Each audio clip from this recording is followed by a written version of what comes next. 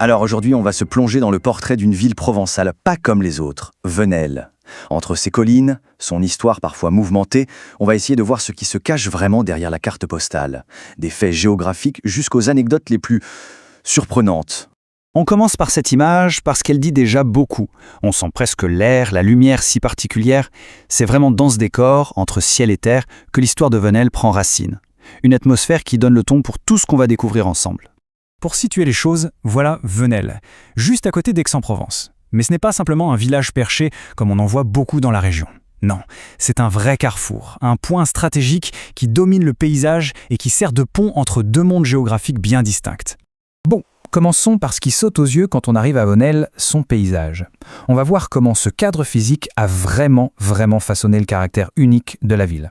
Ce chiffre, 409 mètres, il peut paraître un peu abstrait, mais en fait c'est la toute première clé pour comprendre. Venelle n'est pas juste en Provence, elle la surplombe, littéralement. Cette altitude lui donne un statut un peu à part et, comme on va le voir, des panoramas assez exceptionnels. Et là, on a une première surprise. Regardez bien cet équilibre.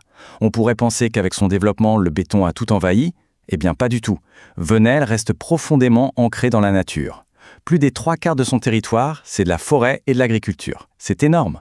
Forcément, cette altitude, ça offre des vues à couper le souffle.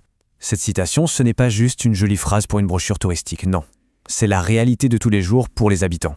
Un horizon spectaculaire, dessiné par les montagnes les plus célèbres de Provence. Mais un paysage, aussi magnifique soit-il, il est modélé par le temps et par les gens. Alors maintenant, on va voir comment l'histoire a laissé son empreinte sur Venelle. C'est un voyage qui s'étend sur des milliers d'années. Voilà un résumé en quelques dates clés. Des toutes premières tribus à l'arrivée des vignobles. Chaque étape a forgé l'identité de Venelle. Mais attention, il y a une date qu'il faut absolument retenir, 1909.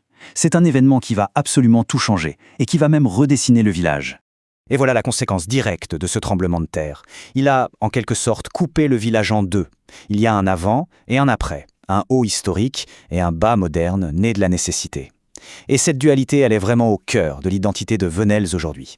Et cette transformation récente, elle est juste spectaculaire. Regardez-moi cette courbe, c'est fou. En à peine 60 ans, la population a été multipliée par plus de 13. On est passé d'un tout petit village rural à une banlieue vraiment dynamique d'Aix-en-Provence. Bon, après ce voyage dans l'histoire, la question qui se pose, c'est d'accord. Mais aujourd'hui, ça ressemble à quoi la vie à Venelle, au cœur de cette communauté en plein mouvement? Pour répondre à ça, le mieux, c'est encore de regarder de plus près le pouls de la ville, son rythme de vie, ce qui s'y passe au quotidien. Il suffit de jeter un œil à l'agenda local pour comprendre. On est très loin de l'image de la ville dortoir.